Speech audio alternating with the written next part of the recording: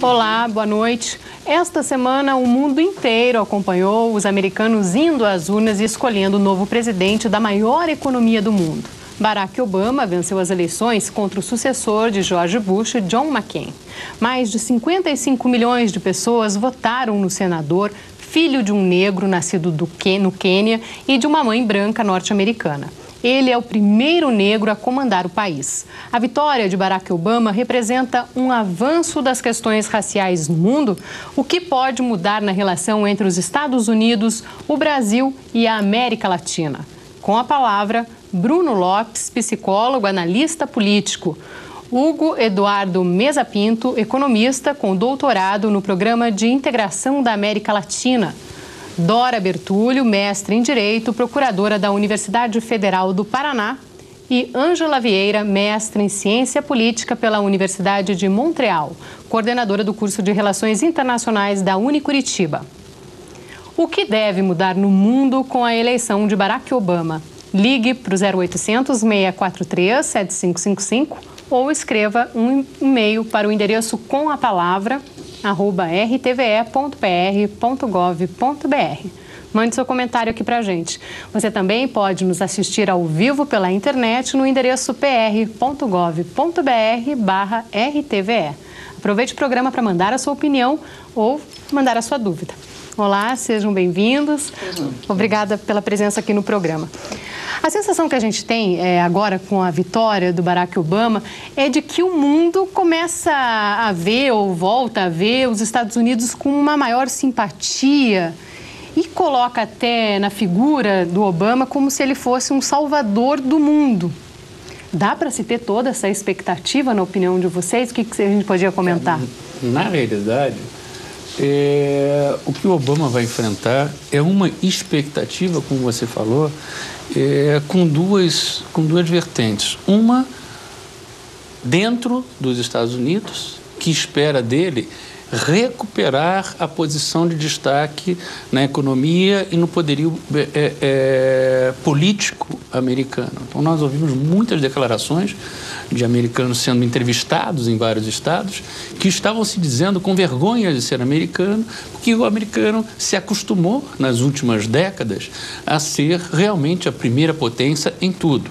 Na produção, na política econômica, nas decisões e até na questão bélica, né? E isso foi, ao longo dos 8 anos, foi deteriorando de forma que a economia, hoje, lá nos Estados Unidos, se assemelha muito a todas as crises que nós tivemos na América do Sul, que nós tivemos nos países asiáticos, que nós tivemos na Rússia. Ou seja, mexeu com o brio, mexeu com a autovalia do público, da população americana. Então, esse primeiro pacote que ele vai ter que lidar é muito mais difícil, né? Lidar com o mundo vai ser mais fácil, porque o mundo está numa expectativa de que os Estados Unidos recuperem essa posição, porque não tem nenhum outro país reivindicando isso. Nós tivemos algumas décadas atrás, na época da Guerra Fria, a Rússia querendo ocupar o primeiro lugar. Hoje ninguém quer mais ser o líder, ninguém quer ocupar esse espaço, então ficou um vazio. O mundo se sentiu meio abandonado nesse vazio. Aí aparecem várias lideranças, como Hugo Chávez, aparece liderança na Europa. Então, hoje a expectativa do mundo é essa: se estabeleça a calma, vamos reestruturar, e que partisse dos Estados Unidos, né? Então, de fora, está muito mais fácil ele agradar do que o público de dentro, porque lá dentro você tem desemprego, lá dentro você tem problemas, como a gente estava falando, na área social, no atendimento à saúde, na área imobiliária, na área da produção, né? O que ele vai ter que brigar é exatamente... Acho que essa expectativa causa também uma grande pressão em cima do governo dele. Uhum. Porque ele vai ter que começar, até que ele entre no governo, porque ele é um jovem, né? Ele, comparado com o McCain, ele tem 47 anos, o McCain tem 72, é quase que o inverso, né? Pegando o McCain, assim, colocando ao inverso a idade dele, dá quase a idade do Obama, né? Mas até que ele entre, até que ele isso, a expectativa do mundo vai fazer uma pressão em cima dele muito forte, né? Se espera muito dele. Por um lado, é muito bacana ver os Estados Unidos mobilizados, 130 milhões de pessoas indo votar no Obama, né? A porcentagem de jovens nunca foi tão grande para ir às urnas e tudo isso, mas eu acho que essa pressão também em cima dele vai ser muito forte, porque ele vai ter que começar a mostrar resultados num curto espaço de tempo. Mas eu acho que também tem algo que deve ser visto nessa expectativa, ou mesmo na própria campanha, em tudo aquilo que foi e que tem sido, né, a candidatura do Obama e ele agora como o presidente eleito, que as relações raciais no mundo e nos Estados Unidos, elas tomam também uma outra dimensão, e isso interfere profundamente, inclusive na expectativa, porque o racismo ele é fantástico naquilo que ele se propõe e como que ele, na verdade, digamos que se camufla, né, nas diversas opiniões, nas diversas possibilidades, não é? Então, assim como eu acho que dá de comparar um pouquinho aqui com a posição do Lula quando foi eleito na primeira vez, da expectativa do mundo inteiro, puxa, um operário no poder, que coisa fantástica, mas o que ele fará, né? Quer dizer, como se de repente alguém entrasse no poder com o título na verdade, simplesmente com o mandato, como se viesse com o poder. Eu acho que uma coisa é você ter o mandato, outra coisa é quais são os poderes que vão sustentar ou não este mandato. Então, eu acho que o Obama, nesse sentido, a expectativa do mundo inteiro, né, de uma candidatura negra nos Estados Unidos, exatamente nos Estados Unidos, porque quando foi a candidatura de Mandela na África do Sul, a expectativa era muito mais, digamos, no sentido de apaziguar os ânimos naquilo que seria ele como um estadista, né, que tinha sofrido imensamente com a questão do apartheid, de motivar, de melhorar e tudo mais. Hoje, nos Estados Unidos, que claro, né, não dá de comparar em termos de potência, a negritude dele é algo que traz para a população uma expectativa muito além daquilo que se esperaria de qualquer outro candidato que eventualmente tivesse ganho.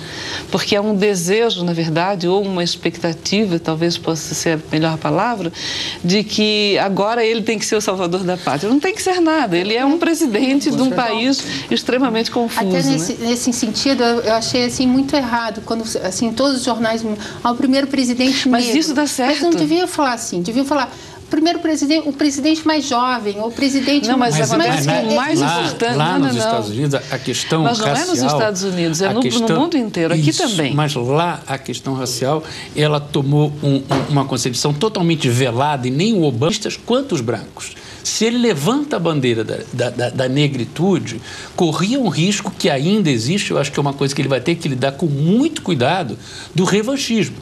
Porque lá os negros ocuparam espaços muito mais importantes que no Brasil.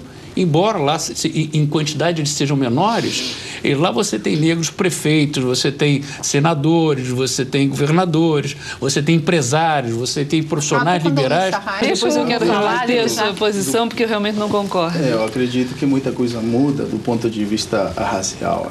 Primeiramente, a certeza de que o racismo não determina mais a eleição no mundo inteiro, né? Isso aí é a primeira certeza. A outra é uma questão emblemática. Dificilmente nós quatro estaríamos aqui discutindo em 2001, né, quando tivemos os atentados de 11 de setembro, que possivelmente daí para 8 anos nós teríamos um presidente negro, né, com o nome Obama e sobrenome Hussein, né?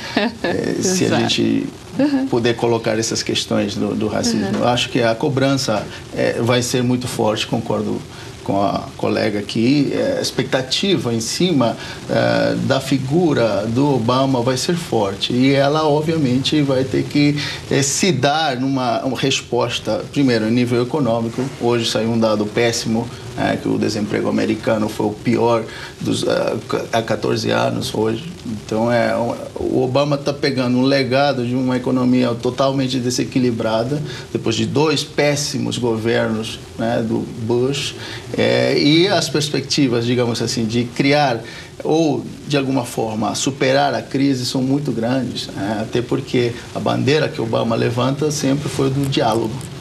Esse diálogo acho que vai se dar em todos os momentos, mas eu acho que a gente não pode esquecer que Obama, antes de ser salvador do mundo, ele é presidente dos Estados Unidos. Portanto, ele vai velar pelos interesses americanos. Esse é o primeiro compromisso dele, que ele vai ter que dar